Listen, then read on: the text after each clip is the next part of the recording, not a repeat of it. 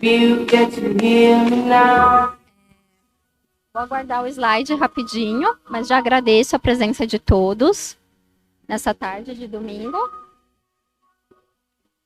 E entender aqui como funciona.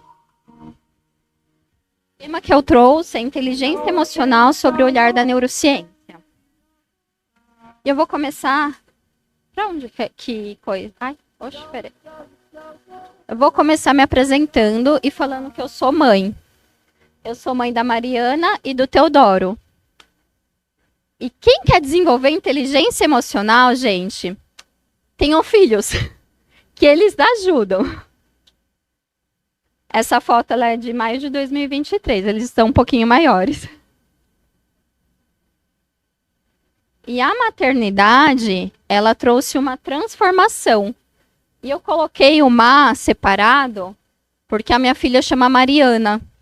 E a Mariana, ela me trouxe uma transformação enorme. Essa daqui é a Mariana. E a do lado é a Thaís. E qualquer coincidência não é genético mesmo, né? E ela trouxe a conexão com a Thaís criança, incluindo diversas feridas emocionais que eu tinha e que desconhecia. E eu descobri na maternidade que era muito difícil eu dar o que eu não tive. Eu descobri na maternidade que era muito difícil dar liberdade de ser criança. E dar uma atenção, porque minhas feridas emocionais se conectavam quando eu dava atenção para minha filha, quando eu deixava ela ser criança. Vinha gatilho de quando minha mãe não deixava mexer nos bibelozinhos. E assim, como que eu vou estar deixando a minha filha bagunçar, sendo que nunca foi permitido? E só falando, a minha formação inicial é pedagoga, psicopedagoga e especialista em educação infantil. Mas era muito desafiador, mesmo com tantos conhecimentos e trabalhando na área. Então eu sabia que a criança era curiosa, ela queria explorar, e era o mundo dela, né? Mas era desafiador para mim, eu sentia uma angústia às vezes, e algumas vezes raiva também. De onde que está vindo isso?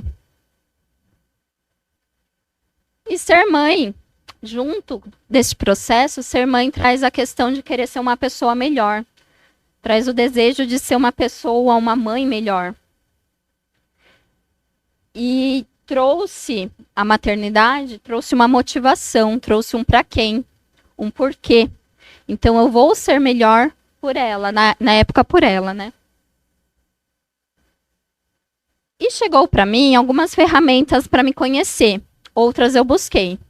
Chegou para mim porque eu falo que foi num evento, numa praça, chegou a barra de Axis, depois chegou uma terapia chamada Theta Healing, aí eu busquei psicoterapia com psicólogo, constelação familiar, conexão com a criança interior, neurociência e diversas outras. Então vocês ouviram como conhecimento é importante? Sim, tem várias ferramentas que podem te conectar. E eu descobri uma Thaís guerreira, exausta, cansada, cheia de preocupações, estressada, queria ter controle de tudo, que se cobrava, que se culpava e que era reativa, rígida, inflexível, chegava a ser mal-humorada, que nem na expressão assim, ficava com essa expressão na reatividade. Eu descobri uma Thaís que queria dar conta de tudo e todos. Tinha o peso de carregar o mundo. Não percebia e aceitava suas emoções. Essa Thaís não tinha nenhuma regulação emocional. Tinha relacionamentos pesados, seja com a mãe, seja no trabalho, seja com os filhos. Era tudo muito denso, muito pesado. E eu cheguei a ter transtorno de ansiedade generalizada. A ansiedade. Dá para perceber depois do que eu comentei um pouquinho, né? E, como eu falei, eu já era pedagoga, psicopedagoga, especialista em primeira infância. E aí eu ampliei o meu minhas certificações. Eu fiz o curso de terapeuta de Theta Healer. Hoje eu tenho 9 cursos. Me formei como educadora parental. Me especializei também em neurociência das emoções e neurociência da infância. E hoje eu estou fazendo pós-graduação em psicobiologia e psicologia positiva. E aí, inteligência emocional sobre o olhar da neurociência. O que é? O que eu vou estar trazendo para vocês? Eu vou estar trazendo como a gente vai estar entendendo o que é regulação emocional, diminuindo a intensidade do sentir, das emoções, tendo reações mais neutras, com o olhar de como o nosso cérebro funciona e alguns impactos na nossa vida. Em 30 minutos, tá, gente? Indo além da Thaís, tem alguns dados. 320 milhões de pessoas no mundo estão com depressão. Destes, 11,5 milhões são brasileiros. 264 milhões de pessoas no mundo sofrem de ansiedade. 18,6 milhões são brasileiros. 800 mil pessoas por ano se suicidam, uma a cada 40 segundos. Esse é um dado da Organização Mundial da Saúde de 2019. O Brasil ocupa o primeiro lugar em número de pessoas ansiosas, segundo a Organização Mundial da Saúde. E a gente tem até uma reflexão que é de pessoas que foram diagnosticadas. Esse número pode ser muito maior, porque tem algumas pessoas que não procuram médicos, né, o diagnóstico em si. Vida real. Como que a gente pode se observar? Balançar os pés e as pernas, dor nos ombros, nas costas, dor de estômago, palpitação no coração, vontade de comer doce, dificuldade de dormir, maxilar enrijecido, falta de paciência e irritabilidade, intestino preso, esquecimento. Algumas coisinhas. Alguém se identificou com alguma coisa aqui? Enfim.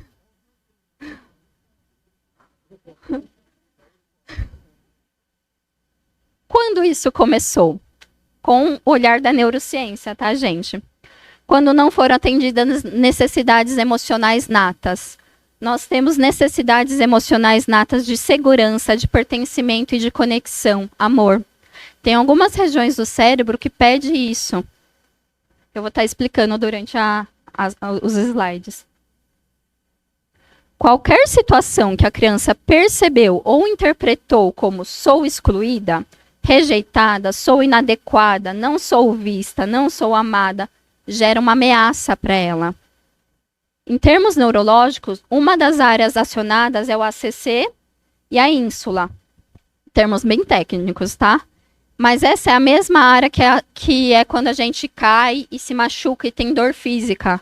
A dor da rejeição e a dor física acionam a mesma área do cérebro. E coloca nesse estado de alerta, de ameaça. E aí, explicando de forma mais técnica, né? Segundo, a gente nasce com essa parte, que é uma parte chamada cérebro reptiliano. Essa parte todos os animais têm. A gente nasce com o sistema límbico e a gente nasce com uma estrutura do neocórtex. E esse neocórtex, ele representa 76% do nosso cérebro. E ele começa a se formar no nascimento, na gestação, mas ele começa a se formar realmente, ter mais estrutura por volta dos 3 anos de idade. Por volta de 8, 9 anos, ele já tem uma maturidade maior, mas é somente entre 21 e 25 anos que ele termina de ser formado. E quando que... O que é esse neocórtex que é formado lá pelos seus 20 anos, o que ele é responsável? Ele é responsável por entender contextos. Então, a criança, ela fica nesse estado de alerta com medo, porque ela não consegue entender o contexto.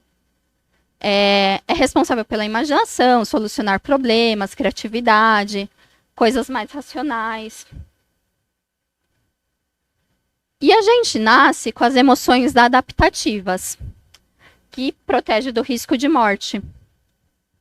que é a emoção da raiva e do medo. Só que, na nossa criação, nossos pais, a realidade é que muitos pais se preocupavam com o que a gente ia comer. Não se preocupava com o emocional. Ou eles estavam no processo de nem saber que tinham feridas emocionais. Então, trazia o quê? Comparação com primos. O que acontece quando a gente se compara com primo? Ah, tá falando que minha prima é melhor. Então, eu preciso ser igual a minha prima. Então, eu me anulo. Roupa igual de irmãos. Pressão para avaliações na escola. Ouvir muitos não sem conversar. Grito, expressão que colocava medo. Às vezes vocês já ouviram falar, só com o olhar eu respeitava a minha mãe. Era só ela fazer assim que eu já respeitava a minha mãe. Não precisava de mimimi, não. Mas, repressão e verticalização de poder. Aí eu vou precisar da ajuda do Dan? É Dan? Danilo? Para dar o play?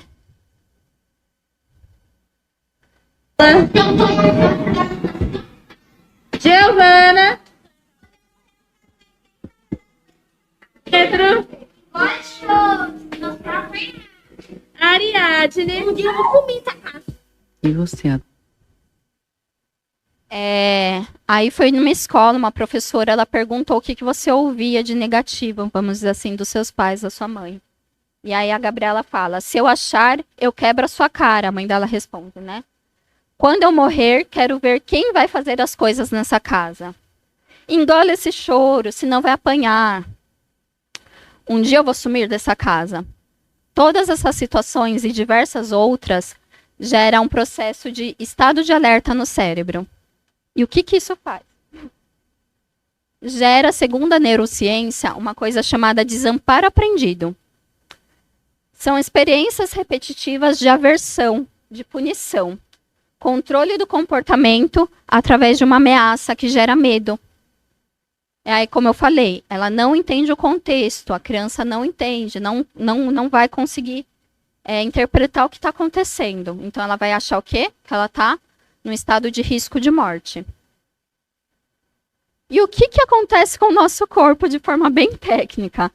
Mas é a palestra de neuro, né? Então, vamos lá. A gente tem uma região no corpo que está lá no sistema do cérebro mais reptiliano e límbico, que chama amígdala. A amígdala cerebral. E a gente tem o hipocampo, que guarda a memória. Então, numa situação dessa, ela vai jogar no corpo uma informação que vai acessar o eixo HPA, que é hipotálamo. Essa parte eu tenho que ler devagarzinho. Pituitária e adrenal. Isso daqui manda noradrenalina e manda cortisol. Isso daqui gera o estresse crônico, que aciona um sistema chamado parasimpático e aciona um sistema chamado simpático, que é o de alerta, que é o de luta e fuga. Nesse momento o coração começa a acelerar, nesse momento tem mais... o sangue corre de forma mais rápida. O intestino ele começa a ficar mais devagar, porque ele acredita que você precisa guardar energia, porque você pode estar num estado de risco de morrer, então você tem que guardar o alimento que está aqui dentro. E vai para o corpo através de um nervo chamado nervo vago. Então a gente fica nesse amparo desaprendido, sempre no estado de estresse, podendo ser esse estresse crônico que eu comentei. Isso daqui é questão de Canva para PowerPoint, mas é nervo vago. E eu vou precisar do play de novo, tá bom? Aqui vai explicar um pouquinho do nervo vago. Hoje vou contar para vocês um dos motivos pelos quais o intestino é considerado o segundo cérebro. Esse é o maestro do nosso organismo, um dos maiores nervos do corpo humano, chamado nervo vago. Ele desempenha um papel crucial no sistema nervoso parasimpático, que é responsável por manter o corpo em um estado de calma e promover funções como melhora da resposta imune, inflamatória, descanso e digestão. Quando passamos por um trauma emocional, não aceitação, falta de perdão ou simples estresse contínuo cotidiano, a prioridade da demanda metabólica de todo o corpo torna-se resolver esse estresse, ele sendo real ou estando apenas na sua imaginação. Dessa forma, deixa de ser prioridade o descanso, a digestão e a proteção do organismo pelo nervo vago, já que você está se preparando para uma luta, mesmo que ela apenas exista na sua mente. Então, quando há disfunção desse nervo por estresse, ocorrem alterações intestinais e do microbioma, prejudicando a absorção de nutrientes importantes para a saúde. Esse nervo vago, ele conecta alguns órgãos e ele conecta as extremidades do corpo, tanto de mão quanto de pé. É por isso que algumas pessoas falam a emoção está no corpo, é através desse nervo vago. E o que acontece? Ele falou, né? Altera a questão do microbioma. Uma das coisas que começa a ter deficiência é a glutamina. Adivinha, gente, quando eu descobri isso? Queria comprar 10. Mas não é assim que funciona. O corpo começa a produzir menos e a glutamina é o que sintetiza o glutamato. E o glutamato é o que ajuda a produzir dopamina, serotonina, GABA. Alguém já ouviu falar nesses hormônios de bem-estar, hormônio da felicidade? Eles ajudam a gente a ter sensação de recompensa, sensação de prazer, sensação de felicidade. Nossa, peguei. Não sei qual arte que pegaram, mas enfim. Colocar referência bibliográfica é uma parte, tá? Tudo bem? Mas tá valendo. Mas isso é gerado pelo desamparo aprendido. É que eu ia pesquisar. Eu tenho a referência e ia colocar depois, mas tudo bem. Faz parte. Um estímulo punitivo não traz a consciência para aprender a fazer diferente. A pessoa parou de tentar e é controlada pelo medo, que chama desamparo aprendido.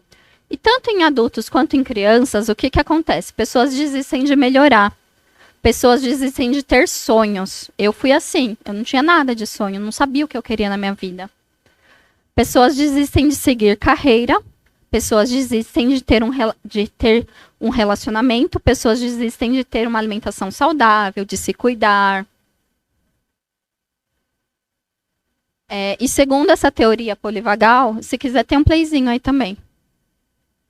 A gente não somatizamos as emoções. A emoção acontece junto. Então, quando está processando aqui no cérebro, está indo para o corpo também. Então, não existe separatividade de emoção com o cérebro no momento que você está sentindo.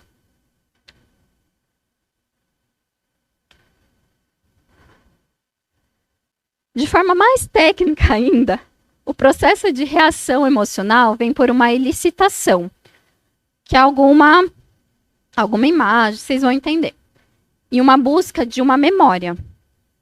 Então, vamos lá.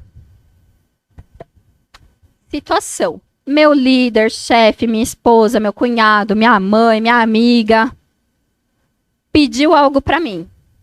Eu não consigo fazer o que pediram.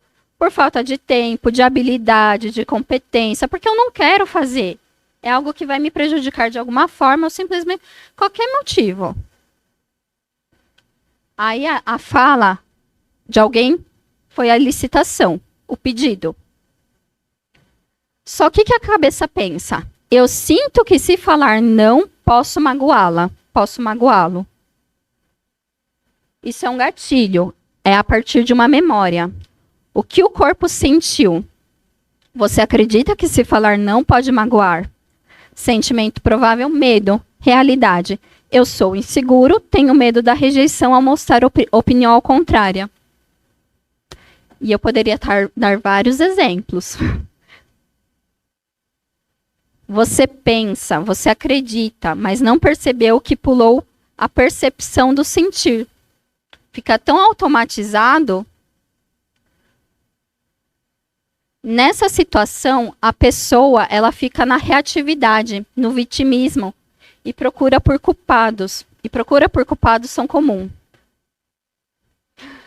Aí, ó, o vitimismo, que nem aquele cachorro quando faz a bagunça e fala, não, né?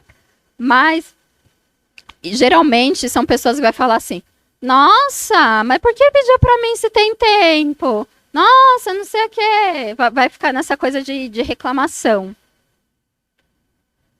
Na sua infância, muito provavelmente, na sua infância, passou por situações onde se sentiu inseguro, rejeitado e não amado ao ser... Oxe, peraí. Vou vir pra cá. Ao ser você, demonstrando sua opinião. Recebeu muitos nãos, sem entender o contexto. Seu corpo sentiu que estava vivendo uma ameaça. Criou algumas crenças como preciso me anular para pertencer, ter segurança e ser amado, preciso agradar o outro para ser visto, preciso ser bonzinho para ser visto, aceito e amado. Não posso expressar opinião, não posso expressar opinião para se não recebo amor aqui, né? Aqui a arte também desceu, mas imagine o ponto de interrogação em cima, gente. O que você sente? Esse é um outro processo de elicitação. Quando a gente vê essa figura.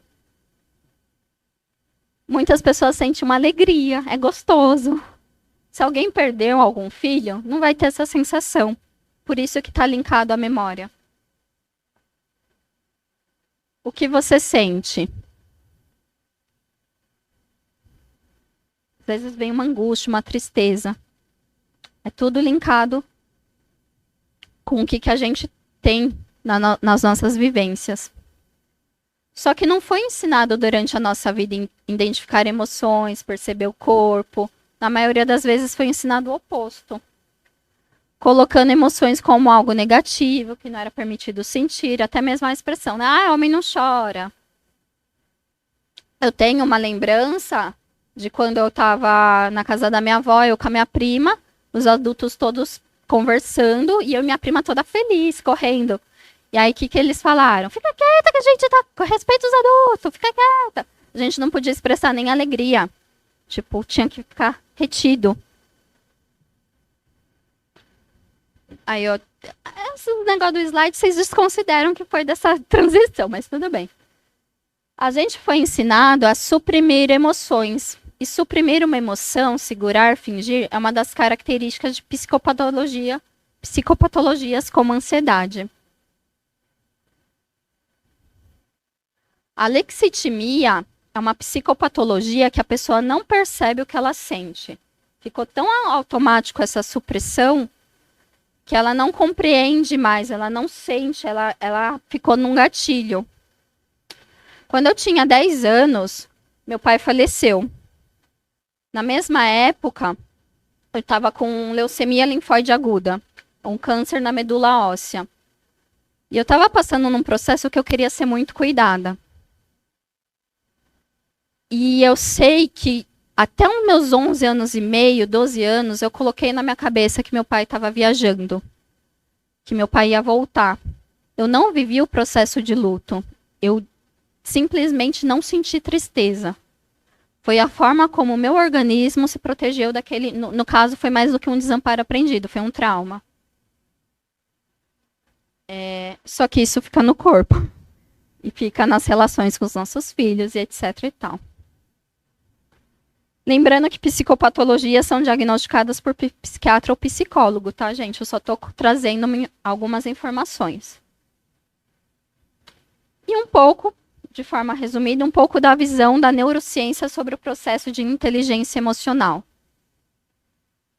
A infância é um chão que pisamos a vida inteira. E ela vai ter muitas dores, seja por esse amadurecimento do cérebro, mas ela também vai ter muitas alegrias. Então, a gente pode buscar autoconhecimento, processos, ferramentas para se conhecer, sim, com certeza. Mas vamos lembrar da liberdade dessa criança. Vamos lembrar desse ser curioso, explorador. Aqui foi uma foto, acho que de 2020, com a minha filha. E aí eu me entreguei. A neurociência, com essa frase, fala: espante o mau humor, entendendo melhor seus sentimentos. Quando a gente começa a nomear sentimentos, a gente coloca um ponto final na história. O cérebro, ele precisa de um começo, de um meio e de um fim. Se na nossa infância teve essas situações e a gente não teve alguém para corregular, não teve apoio, a gente não tem o ponto final. Então, por isso que fica nessa repetição para olhar aquela emoção que não foi vista. E tem, né, no processo, buscar a neutralidade no sentir. O que essa raiva está me mostrando? Vamos conversar, raiva? O que você quer? Acolhe, aceita. Tudo que a gente dá consciência, a gente consegue mudar. Se a gente não vai dar consciência para isso, se a gente não vê, a gente não vai conseguir mudar. Então, acolhe essa emoção, conversa com o seu corpo, faz o que faz sentido para você, mas não, sem anestesiar. E que a gente precisa de muita coragem para ser autêntico, voltar a essa autenticidade. Porque nisso tudo, o que a gente fica? A gente fica com várias máscaras sociais e deixa a nossa essência, e deixa a nossa autenticidade. Mas a gente precisa de coragem. E coragem quer dizer agir com o coração. Então, conecta com o seu coração, sabe? O que eu quero? Conecta com a sua intenção, seu eu superior, com o que você acredita, mas conecta com você. E a nossa essência é amor. Aqui é a Mariana e o Theo. Vai fazer uns 3 anos essa foto, que ele vai fazer 3 anos agora, dia 17 de dezembro. E eu não consigo deixar de ver Deus quando eu vejo essa foto. Eu não consigo deixar de ver amor quando eu vejo eles. E às vezes a gente se desconectou com isso. A gente precisa se olhar e ver amor. A gente precisa se olhar e ver Deus quando a gente se olha no espelho. Porque essa é a conexão para a transformação. E hoje? Permito sentir, aceito as emoções, acolho. Tenho mais regulação emocional, mais leveza na vida. Sinto mais prazer. Me cuido de várias formas. E aqui eu vou falar porque é com orgulho. Hoje eu faço academia 4 vezes na semana, musculação. Faço pilates, faço yoga, faço caminhada 3 vezes na semana com solzinho, porque ajuda na vitamina D, na dopamina também. Com 2 filhos, e eu moro sozinha com os 2, tá? Eu tenho uma de 7, uma de 2 anos e um de 2 e 8 meses. E eu coloquei esse espaço para mim. Eu saí da Thaís Guerreira lá. Me amo mais, me relaciono comigo e com um outro de forma mais leve, amorosa. Tá perfeito, gente? Não tá. A vida real também traz a canseira, mas o que eu faço? Eu descanso. O que eu fazia quando eu ficava irritada com aquela louça que eu não conseguia lavar? Eu ficava irritada, me afetava. Eu diminuía aquela intensidade do sentir. Não vai ficar suja do mesmo jeito. Eu busquei rede de apoio. Então, hoje eu achei, eu quero esse dinheiro para investir em alguém que vai me ajudar a passar roupa e fazer umas coisas na minha casa. Fez sentido para mim. E eu tive acesso a isso. Mas até mesmo a questão que a Karen falou, né? Eu queria limpar do meu jeito. Então, eu tive que trabalhar esse processo. Por que a outra faz diferente do que eu quero? E esse processo, para mim, se resume a uma frase de Rubem Alves. Eu quero desaprender para... aqui também ficou desconfigurado, mas tudo bem. Eu quero desaprender para aprender de novo. Raspar as tintas com que me pintaram. Desencaixotar emoções. Recuperar sentidos. No final é sobre isso. Esse se conhecer. Esse se transformar.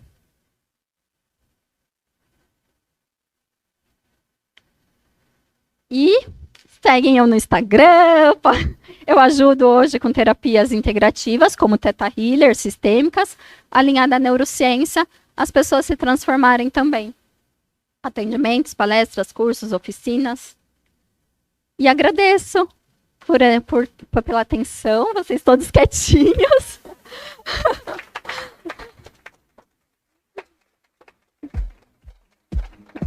pra cá.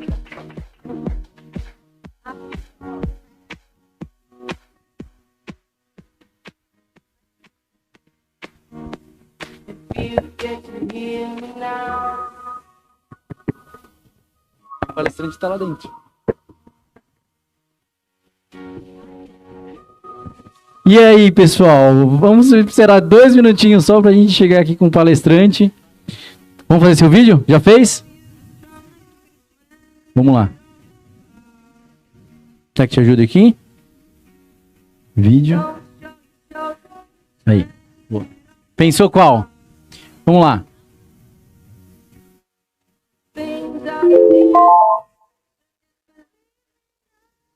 Ah, o Rogério agora? Ah, o Rogério agora. Vamos lá. Então.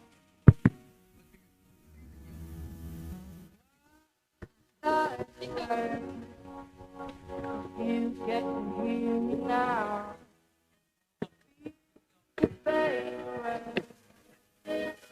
You get to hear me now.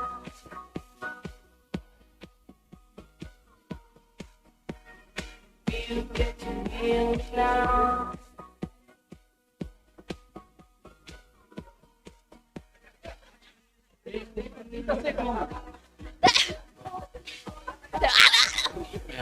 Pressão.